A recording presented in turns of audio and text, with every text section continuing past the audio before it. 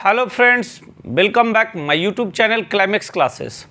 आज का जो वीडियो है यह वीडियो बहुत इम्पॉर्टेंट होने वाला है और इस वीडियो में मैंने पंचायती राज व्यवस्था को कवर किया है। देखिए, यह वीडियो किसी भी कंपटीशन के लिहाज से बहुत इम्पॉर्टेंट है।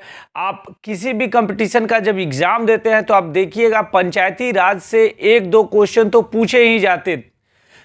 पहले के एग्जाम में क्या था कि थोड़ा पंचायती राज से नॉर्मली क्वेश्चन पूछा जाता था, लेकिन अभी मैं रिसेंट में देख रहा हूँ थोड़ा सा पंचायती राज से थोड़ा सा डीप क्वेश्चन पूछा जा रहा है। तो उनको ध्यान में रखते हुए मैंने ऑब्जेक्टिव तरीके से इस वीडियो को लाया हूँ, जिससे आपके कोई किसी भी एग्जाम के जो ऑब्जेक्टिव क्वेश्चन है वो नहीं छूटेंगे। ठीक है, तो इस वीडियो को थोड़ा ध्यानपूर्वक देखिएगा, समझिएगा और जैसे मैं बताऊं वैसे आप इसको देखने के बाद आप किसी भी बुक से आप पंचायती राज से जो रिलेटेड क्वेश्चन है उसको सॉल्व करके देखिएगा। यकीनन मैं कहता हूं आपका एक भी क्वेश्चन नहीं छूटेगा। चलिए हम शुरू करते हैं। पंचायती राज व्यवस्था। देखिए, हमारा क्या था कि जब संविधान बनके तैयार हुआ था तो संविधान में पंचायती राज व्यवस्था का जो अलग से जो पूरे व्यवस्था को कहीं नहीं जोड़ा गया था, लेकिन संविधान के नीति निदेशक तत्व में मतलब अनुच्छेद 40 के तहत पंचायती राज का जिक्र किया गया है। तो कई कंपटीशन में ये एग्ज़ाम को कई कंपटीशन में इस क्वेश्चन को मैंने देखा हूं कि क्या है कि अनुच्छेद कितने में पंचायती राज के बारे में जिक्र किया गया है। तो जो नीति निदेशक तत्व के जो 40 आर्टिकल है उसमें पंचायती राज के बारे में जिक्र था, लेकिन किसी भी राज्य में पंचायती राज व्यवस्था नहीं लागू किया गया था। तो देश जब आज़ाद हुआ था तो उस समय हमारे देश के विकास के लिए पूरे हिंदुस्तान में क्या था कि कुछ ऐसी समितियां चलाई गई थी, कुछ ऐसे कार्यक्रम चलाए गए थे जिसके स्तर पर गांवों का विकास किया जा सके। और हमारे देश के उस समय जो प्रथम प्रधानमंत्री थे वो जवाहरलाल नेहरू थे। तो देखिए, ये क्वेश्चन अभी आप रिसेंट में एक दो जो 67वीं जो बीपीएससी का एग्जाम हुआ है उसमें भी यह क्वेश्चन पूछा गया है। देखिए क्या है, आपसे यह पूछा गया कि राष्ट्रीय विस्तार सेवा, यानी ये पूछा गया कि राष्ट्रीय विस्तार सेवा की स्थापना कब हुई थी। ये मैंने पिछले 67वीं में मैंने ये क्वेश्चन को देखा था और 68वीं में भी इससे रिलेटेड एक क्वेश्चन आया था, थोड़ा घुमा के था लेकिन इससे रिलेटेड क्वेश्चन आया था। तो मैंने क्या बताया कि देश जब आज़ाद हुआ था तो ग्रामीण स्तर पर विकास के लिए कुछ ऐसे कार्यक्रम चलाए गए थे, कुछ संस्थाएं चलाई गई थी। तो क्या था, सबसे पहले हमारे देश में सामुदायिक विकास कार्यक्रम, इसको आप याद रखेंगे, कई बार यह क्वेश्चन पूछा जाता है कि समुदाय विकास कार्यक्रम की शुरुआत कब की गई थी। तो समुदाय विकास कार्यक्रम की शुरुआत 1952 ईस्वी में की गई थी। ठीक है, इन्हें जिम्मा दिया गया था कि ग्रामीण स्तर तक कैसे डेवलप करना है, क्या करना है, इन्हें जिम्मा दिया गया था। उसके बाद क्या था, राष्ट्रीय विस्तार सेवा।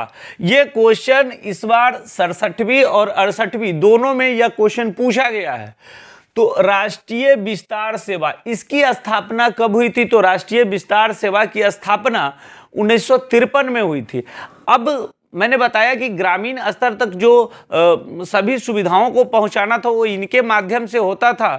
तो जो हमारे उस समय के तत्कालीन प्रधानमंत्री जवाहरलाल नेहरू थे, उन्होंने एक कमेटी बनाई कि यह जो 5 वर्ष में क्या विकास हुआ है, ग्रामीण स्तर पर क्या विकास हुआ है, इसमें क्या सुधार किया जा सकता है, इसे और बेहतर तरीके से कैसे हम इम्प्लीमेंट कर सकते हैं। इसके लिए उन्होंने एक कमेटी बनाई थी जिसे पंचायती राज का जनक भी कहा जाता है और उस कमेटी का नाम था बलवंत राय मेहता कमेटी।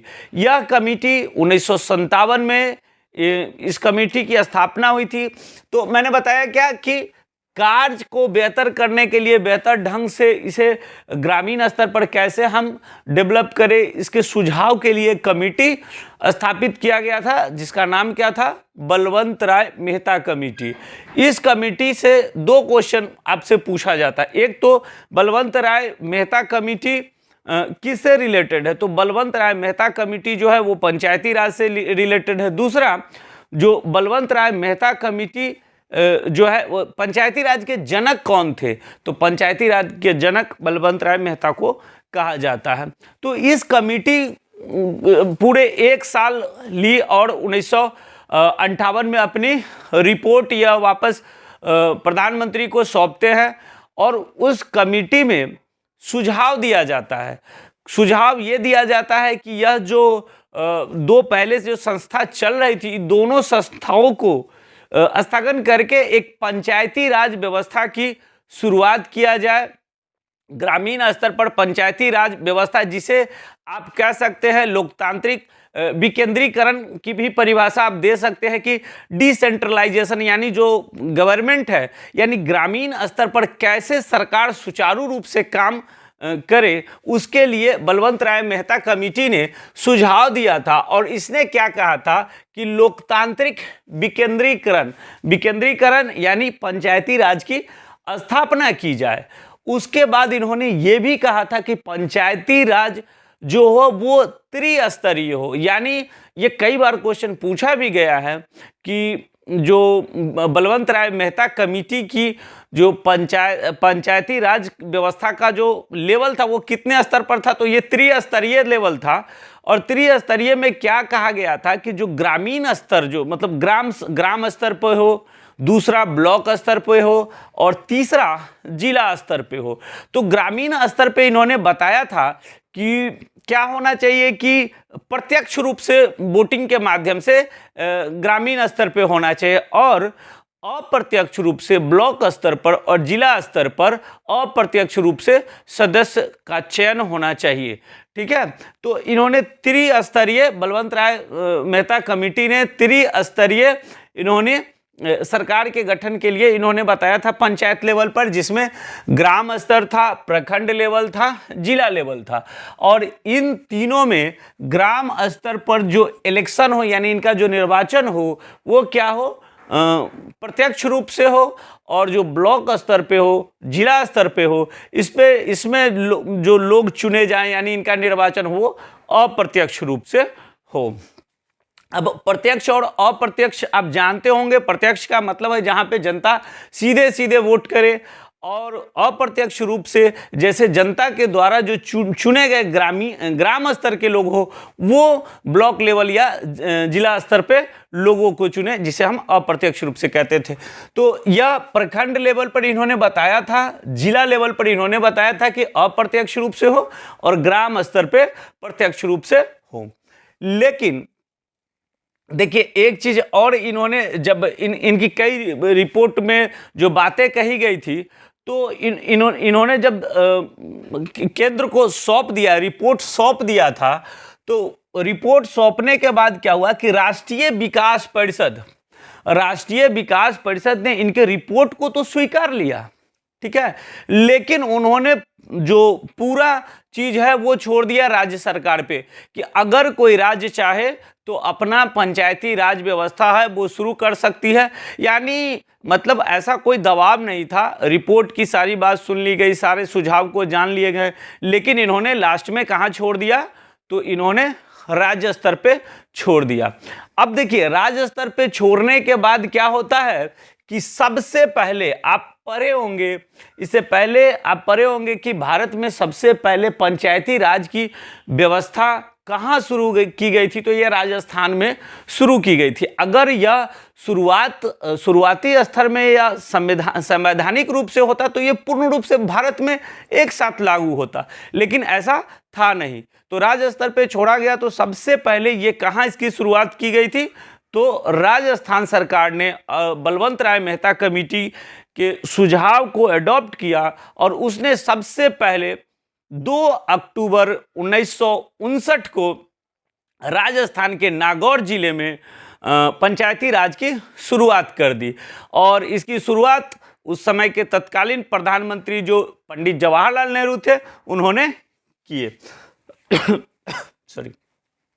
उसके बाद देखिए मैंने बताया कि राज्य पर छोड़ दिया गया था और राज्य के विधानसभा इसे स्थापित, अभी भी यही है कि पंचायती राज का जो पूर्ण रूप से वो राज्य के हाथों में होता है। उसके बाद राजस्थान के नागौर जिले में 2 अक्टूबर 1959 को इसकी शुरुआत की गई थी और इसके जस्ट 9 दिन बाद भारत के जो दूसरे राज्य जो आंध्र प्रदेश है वहाँ 11 अक्टूबर 1959 को पंचायती राज की शुरुआत यहाँ भी कर दी गई। सॉरी। उसके बाद क्या होता है कि एक और चीज जो मैंने बताया कि जो त्रिस्तरीय जो बलवंत राय मेहता कमेटी का सुझाव था, तो राज्य जो थे इस पे ये बात नहीं थी कि हम 3 स्तर पे करें या 2 स्तर पे करें या 4 स्तर पे करें। तो इसके कुछ उदाहरण है। देखिए, राजस्थान में जो पंचायती राज की शुरुआत की गई थी तो ये 3 स्तर पर, ग्राम स्तर पे, ब्लॉक स्तर पे और जिला स्तर पे।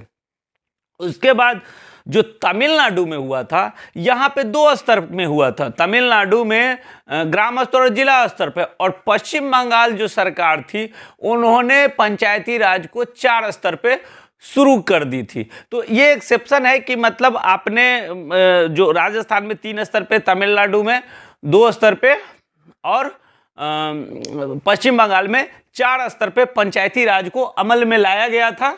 उसके बाद क्या होता है कि धीरे धीरे पंचायती राज जो है वो राज्य स्तर पे सुचारू रूप से काम नहीं कर पाती है। बहुत सारी इसके दोष जो होते हैं या सरकारी दबाव में सही रूप से यह काम नहीं कर पाते हैं, राज्य स्तर पे नहीं कर पाते हैं। तो उस कंडीशन में जब 1977 में जनता पार्टी की सरकार होती है, जनता पार्टी की सरकार, उस समय के जो प्रधानमंत्री मोरारजी देसाई होते हैं, तो उन्होंने एक फिर से कमेटी बना और उन्होंने क्या बताया कि जो यह पंचायती राज को पुनरुत्थान करने के लिए, यानी इन्हें फिर से ऊपर उठाने के लिए, जो धीरे धीरे नीचे की ओर जा रहे हैं, सही रूप से काम नहीं कर रहे हैं, तो उसने एक फिर कमेटी बनाई। किसने बनाई? तो जनता पार्टी की सरकार ने 1977 में, मोरारजी देसाई उस समय भारत के प्रधानमंत्री थे और उन्होंने एक कमेटी बनाई जिसे हम कहते हैं अशोक मेहता कमेटी। अब अशोक मेहता कमेटी को जिम्मा सौंपा गया कि इसके कुछ जो दोषों या ये सुचारू रूप से जो नहीं काम कर रहे उन्हें लागू किया जाए। कैसे मतलब कैसे लागू किया जाए, जो राज्य स्तर पे या पूरे भारत में कैसे यह सही से चले, ग्रामीण क्षेत्र पे कैसे विकास हो। तो जनता पार्टी की सरकार ने 1977 में अशोक मेहता कमेटी की को यह जिम्मा सौंपा था। अब देखिए, यहाँ से क्वेश्चन कभी कभी बीपीएससी या यूपीएससी में या कई कंपटीशन में आपको कमेटी को सजाने के लिए दे दिया जाता है। तो आपको याद रखना है, सबसे पहले पंचायती राज का जो कमेटी था वो बलवंत राय मेहता समिति। उसके बाद वो कब, तो वो हुआ था 1957 में। उसके बाद 20 साल बाद आता है कौन, तो अशोक मेहता कमेटी, जो 1977 में आता है। ये जनता पार्टी के द्वारा इसे मतलब इस कमेटी को बनाया जाता है। अब देखिए, अशोक राय मेहता कमेटी ने क्या किया, अपने इतने लंबे चौड़े सुझाव दिए, उन्होंने 132 सुझाव दे डाले। यानी जो बलवंत राय मेहता कमेटी जो पहले बनाई गई थी उसमें उन्होंने 132 सुझाव दिया। अब उन सारे सुझाव को तो मैं यहाँ पे नहीं बता रहा हूँ, कुछ ऐसे मुख्य सुझाव हैं जिसे आप याद रखेंगे। ठीक है, तो आप ये याद रखिएगा कि जो अशोक मेहता कमेटी जो था, वो कमेटी ने कितना सुझाव दिया था, तो ये कमेटी ने 132 सुझाव दे डाले थे। उसके बाद इन्होंने एक सुझाव दिया था कि जो बलवंत राय मेहता कमेटी ने बताया था कि जो सरकार जो वो त्रिस्तरीय हो, यहाँ पे इन्होंने 2 स्तरीय बताया था, एक ग्राम स्तर पे, एक जिला लेवल पे बताया था। तो मैंने यहाँ पे कुछ ऐसे मुख्य पॉइंट है जिसे शामिल किया हूँ। देखिए, इन्होंने क्या किया था कि 1978 में अपनी रिपोर्ट पेश की थी और आपको मैंने बताया कि 1977 में जनता पार्टी के सरकार में ये बनाया गया था अशोक राय मेहता कमेटी, और इस रिपोर्ट में इन्होंने 132 सिफारिशें दे डाली। अब उसमें क्या था, तो इन्होंने बताया था कि जो पंचायत लेवल पर जो सरकार हो वो द्विस्तरीय हो, और द्विस्तरीय संरचना का मॉडल दिया। इन्होंने मॉडल क्या दिया कि जिला स्तर हो और ग्राम स्तर हो। वहाँ पे जो पंचायत स्तर पर ब्लॉक स्तर पे था उसको इन्होंने खारिज कर दिया। उसके बाद इन्होंने ये भी बताया कि पंचायत स्तर पर जो राजनीतिक पार्टियां हैं वो अपने चुनाव में अपने लोगों को खड़े करें। बाद में इसकी बहुत सारी समस्या हुई, जो ऐसा हुआ नहीं। तो पंचायत लेवल पे पार्टी जो है अपने उम्मीदवार को खड़े करें, जिससे मतलब सही होगा, कार्य सही रूप से चलेगा। उसके बाद इन्होंने ये भी बताया था कि पंचायती राज यानी पंचायती राज के मंत्री परिषद की स्थापना राज्य स्तर पर की जाए। जो पंचायती मंत्री परिषद पंचायत लेवल के जो कार्य होंगे उसे सुचारू रूप से चलाएंगे। उसके बाद इन्होंने एक और सुझाव दिया था जो महत्वपूर्ण था कि जो पंचायती राज है इसे संवैधानिक दर्जा दिया जाए। लेकिन क्या होता है कि उसी समय इनके जो समिति के जो कार्यकाल चल ही रहे थे कि जनता पार्टी की सरकार गिर जाती है, और गिरने के बाद इनकी जो रिपोर्ट होती है वो रिपोर्ट ही रह जाती है। फिर भी इनकी रिपोर्ट से कुछ ऐसे राज्य हैं जो मतलब अपने राज्यों में सुधार करते हैं, जैसे कर्नाटक है, आंध्र प्रदेश, पश्चिम बंगाल। ये सब राज्य जो है वो अशोक मेहता कमेटी की जो रिपोर्ट होती है उसके अनुसार अपने राज्यों में सुधार का कार्य करते हैं। तो अभी तक आपने यहाँ क्या क्या समझा? पहला आपसे क्वेश्चन पूछा जाएगा कि समुदाय विकास कार्यक्रम की स्थापना कब हुई थी, तो 1952 में हुई थी। उसके बाद राष्ट्रीय विस्तार सेवा की स्थापना कब हुई थी, तो 1953 में हुई थी। इन दोनों के द्वारा जो किए गए कार्य थे उनके जांच और सुझाव के लिए जो कमेटी बनाई गई थी, जो बलवंत राय मेहता कमेटी 1957 में बनाई गई थी। और यह कमेटी मतलब जो 1 साल बाद अपना रिपोर्ट पेश करती है, और रिपोर्ट पेश करने के बाद इन दोनों को खारिज करते हुए इन्होंने ये बताया कि राज्य जो पंचायत लेवल है वहाँ पे पंचायती राज की स्थापना किया जाए। इसी कारण से बलवंत राय मेहता को पंचायती राज का जनक भी कहा जाता है। इसने त्रिस्तरीय जो ग्राम लेवल, उसके बाद ब्लॉक लेवल और जिला स्तर पे इन्होंने सुझाव दिए थे। इन्होंने ये भी बताया था कि ग्राम लेवल पे प्रत्यक्ष चुनाव हो और ब्लॉक और जिला स्तर पे अप्रत्यक्ष रूप से लोग चुने जाएं। तो उसके बाद इन्हीं की अनुशंसा पर जो राजस्थान सरकार है वो 2 अक्टूबर 1959 को पहली बार राजस्थान के नागौर जिला में पंचायती राज व्यवस्था की शुरुआत करते हैं। उसके बाद जस्ट 9 दिन बाद 11 अक्टूबर 1959 को आंध्र प्रदेश में इसकी शुरुआत होती है। उसके बाद फिर 1957 में इनकी जो कमियां रह जाती है, पंचायती राज सही रूप से डेवलप नहीं कर पाता है, उनकी कमियां को दूर करने के लिए जनता पार्टी की जब सरकार 1977 में आती है तो एक कमेटी बनाई जाती है, अशोक मेहता कमेटी बनाई जाती है। और अशोक मेहता कमेटी अपने 132 सुझाव दे डालते हैं, और उन सुझावों में उनका जो समिति का कार्यक्रम चल ही रहा होता है कि जनता पार्टी की सरकार गिर जाती है।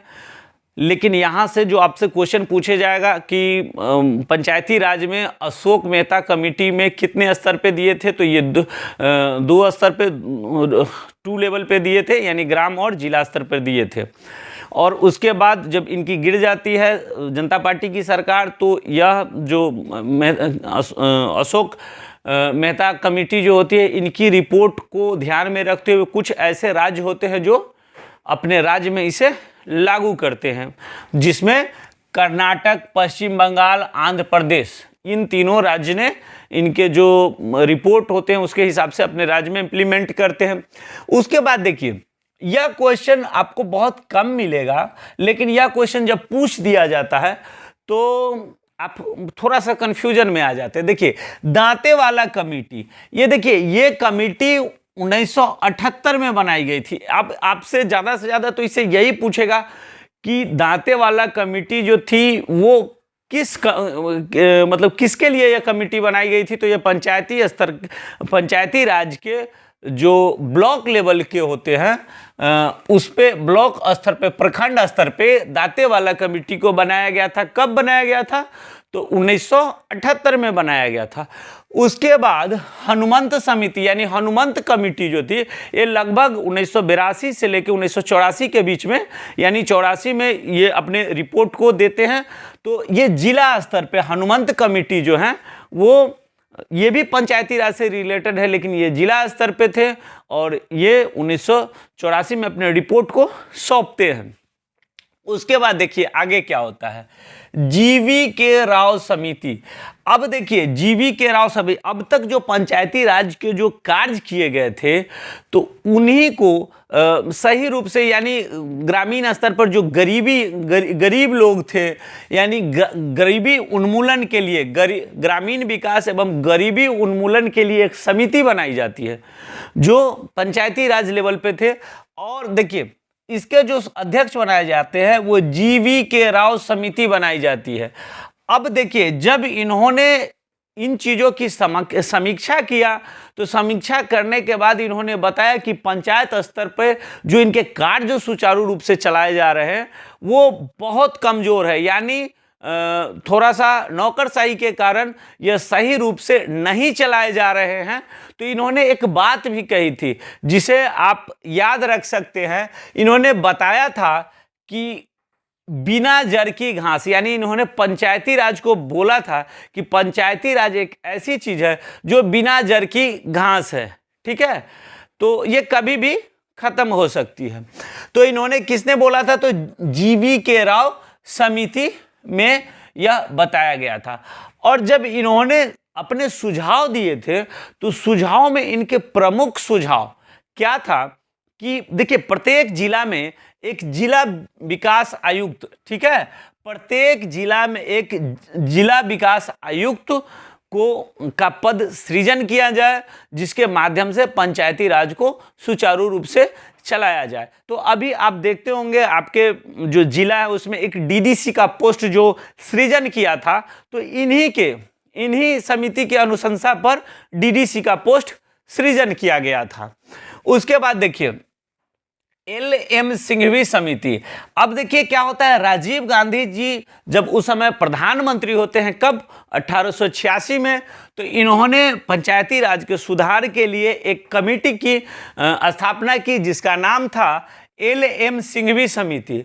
अब यह समिति जब अपनी रिपोर्ट पेश करती है तो इस रिपोर्ट में इन्होंने भी उन्हीं बातों का जिक्र किया कि पंचायती राज को संवैधानिक दर्जा दिया जाए। अगर संवैधानिक दर्जा दे दिया जाता तो पूरे भारत में, संपूर्ण भारत में पंचायती राज को लागू कर दिया जाएगा और जिससे हम समझ सकते हैं कि लोकतांत्रिक विकेंद्रीकरण के माध्यम से पंचायत स्तर पर सरकार स्थापित की जाएगी सभी राज्यों में। तो इन्होंने भी यही बताया, LM सिंघवी समिति ने भी यही बताया। इन्होंने अपने रिपोर्ट में पंचायती राज को संवैधानिक रूप देने का समर्थन किया था। तो यह समिति को आप याद रखेंगे, इस समिति से यही पूछा जाता है कि LM सिंघवी समिति, ये कमेटी जो थी ये किसके लिए गठित की गई थी? तो ये पंचायती राज में सुधार के लिए किया गया था। कब किया गया था? तो 1986 में किया गया था। उसके बाद हम चलते हैं आगे। अब देखिए यहां पे एक कमेटी थी, थुंगन कमेटी। थुंगन कमेटी 1988 में, उसी समय राजीव गांधी के समय ही थुंगन कमेटी की स्थापना की गई थी।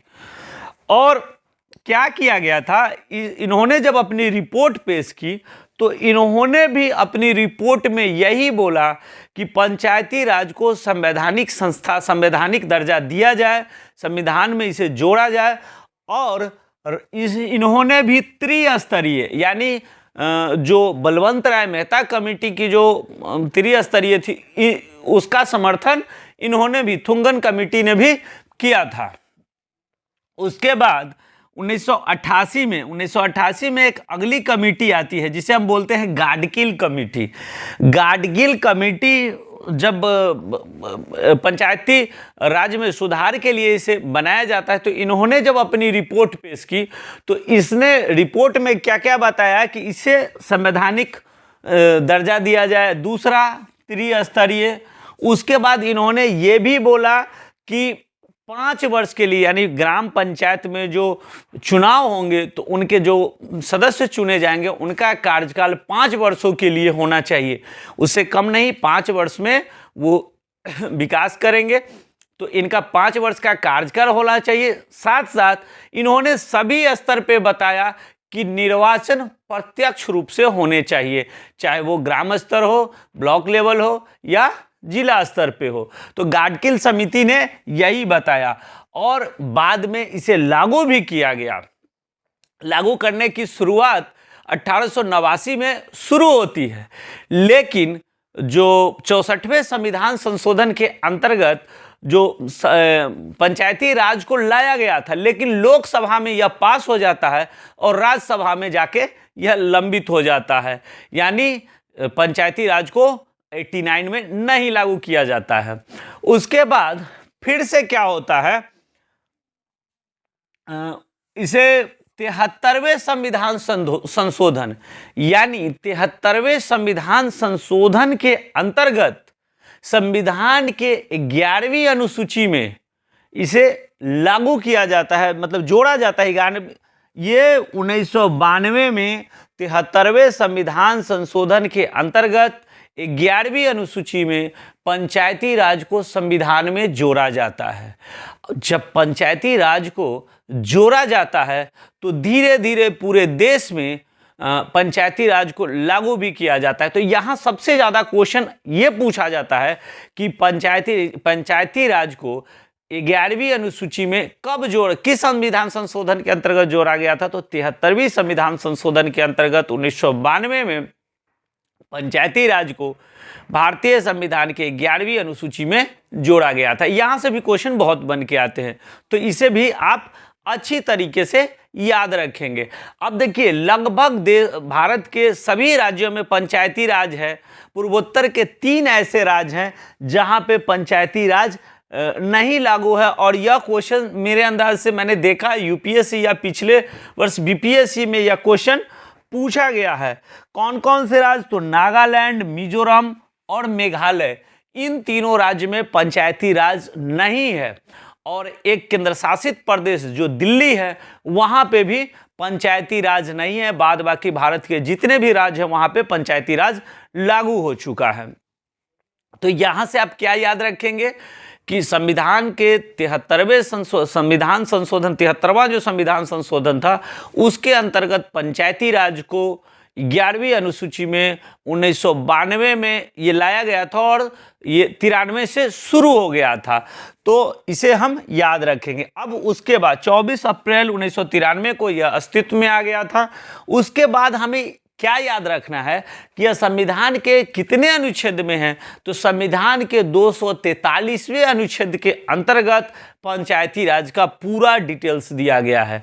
अब 243वें में इसे कैसे जोड़ा गया है, तो 243A, 243B ऐसे करके कहाँ तक, तो 243O तक, यानी 243O तक। कहां से, तो 243A से लेकर 243O तक पंचायती राज का पूरा जिक्र है। और उसके बाद 243P से फिर जो पंचायत, नगर पंचायत होता है उसका, इसे अगले संविधान संशोधन के अंतर्गत, यानी 74वें संविधान संशोधन के अंतर्गत जोड़ा गया था। तो यहां से आप याद रखेंगे कि संविधान संशोधन में मतलब इसे कहाँ जोड़ा गया था, 243 अनुच्छेद के तहत। इसके जो हैं शेड्यूल, ये क्या हैं।